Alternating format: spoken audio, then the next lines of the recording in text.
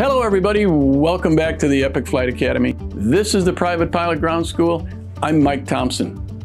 There are 3 parts to this course. These videos are number 1, the online learning course is number 2, and of course, review the content with your flight instructor, that's number 3. So what's our topic today? We're going to quickly review the Pitot-Static System and then talk about some possible errors that could be introduced into that system. So, quick review. The blue line is static air, and that runs to all 3 of the instruments. The red line is pitot air that goes to the airspeed indicator only. Remember, for the altimeter, this static air goes to the case.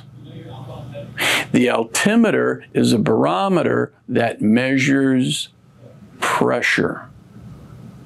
The difference with the VSI is that blue static line runs to the diaphragm or the wafer inside that instrument, and the case is vented through a calibrated leak.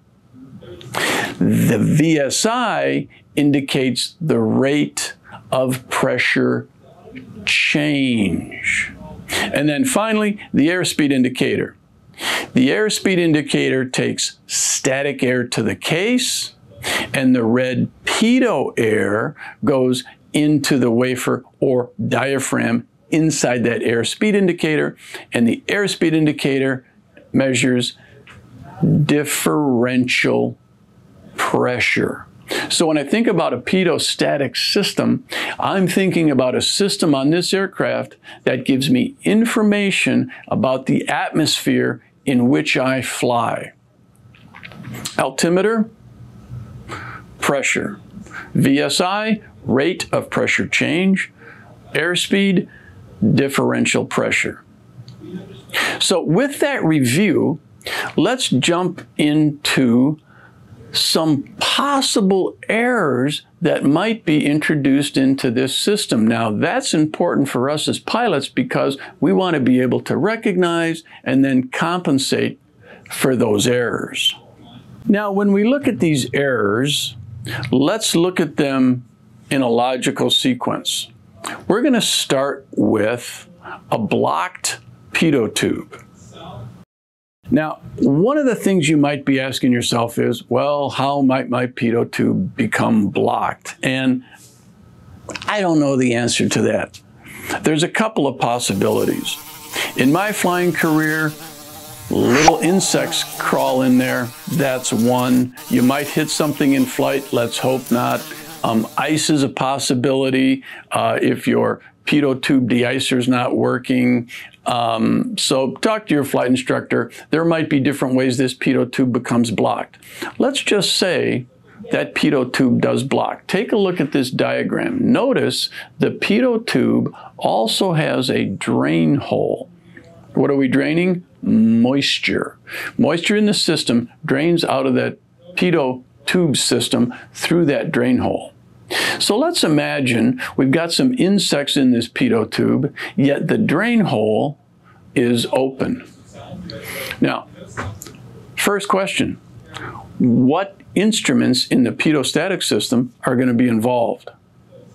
Well, we're not talking about the static system at all, only the pitot system. Only the pitot tube.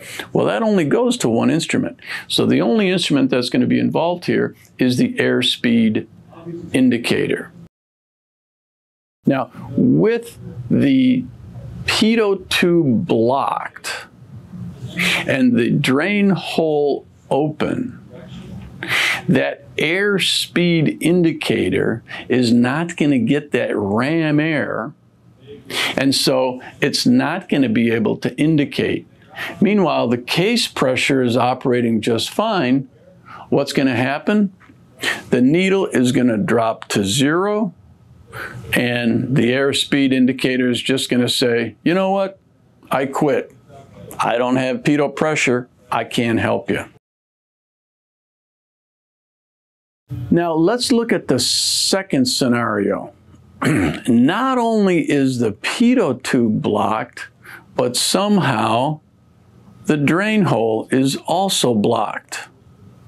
Now, what happened there? I don't know, maybe it was a super monster insect, and he got hit by the pitot tube and then reached around the back and grabbed I don't know what happened. It's not likely that ice is going to come all the way to the back of that pitot tube and wrap around.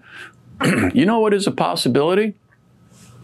The aircraft comes off the wash rack, and it's very common to tape over instrument systems on the aircraft fuselage when it's being washed to avoid getting soap and water and dirt and grime into those ports. Well, what should happen after the wash is the tape comes off and everything operates normally. Now, remember, in one of these earlier videos, we talked about hazardous attitudes. If I've got a hazardous attitude, or I'm in a real big rush, and I'm not doing my pre-flight carefully, it's possible I might leave the tape from that wash job on the pitot tube cover and the pitot tube drain and not notice it because I'm not paying attention. If that were the case, or the pitot and the drain were to somehow block in flight, let's think about what would happen. The diaphragm inside the airspeed indicator would be blocked off. The pitot is blocked and the pitot drain is blocked. That would be like taking that diaphragm inside that airspeed indicator. Think of it as a balloon. We blow it up, we tie it off, and we've got fixed pressure inside that balloon, or in this case, fixed pressure inside that diaphragm. That's what's happening. Now, as the aircraft climbs or descends in altitude, there's nothing wrong with the static air. All right, so take a look back at our diagram. Now imagine the diaphragm inside the airspeed indicator squeezed off like a balloon, yet the static air can still travel in and out of the case. Okay, what's that going to mean? All right, I've got this diaphragm sealed off inside that airspeed indicator like a balloon, and I go up in altitude. Static air pressure drops, so there's less static air pressure inside the airspeed instrument case. That balloon can expand. Well, in normal operation, when that balloon or our diaphragm expands, that means airspeed's going up. So if I go up in altitude, I drop that case pressure, the diaphragm stays the same, but it will expand into lower case pressure. That will appear as increasing airspeed. So think about it. The exact opposite is going to happen. Now, remember, I've got the pitot port and the drain hole blocked off. The diaphragm inside that airspeed indicator is like a balloon. I've just tied it off.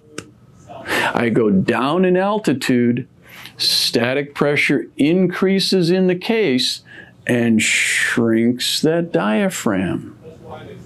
Now in normal operation, when that diaphragm shrinks, that indicates lower and lower airspeed. And that's what's happening here. Sometimes you'll hear flight instructors or other pilots talk about this error causing the airspeed to act as an altimeter. What they mean by that is if I go up in altitude with this error, I go up in airspeed. If I go down in altitude with this error, I go down in airspeed. That's what we mean when we say it acts like an altimeter. If I notice that on my airspeed indicator, that indicates to me, hey, my static port's open, but both the pitot drain and pitot tube have been blocked. So those are some pitot tube errors. Now, the other outlet to this pitot-static system is, of course, the static port. What if the static port were to be blocked? If the static port is blocked, and again, how is that going to happen? I don't know. Let's say that the aircraft went out to the wash rack to get all the bugs washed off. Okay, we covered all the ports up with tape.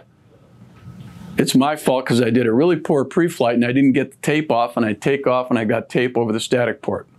All right, what's going to happen? What's going to happen here is the pressure in the altimeter's case is going to be locked. The altimeter is just going to freeze and it's not going to work. The case pressure has been sealed off. It's just not going to do anything.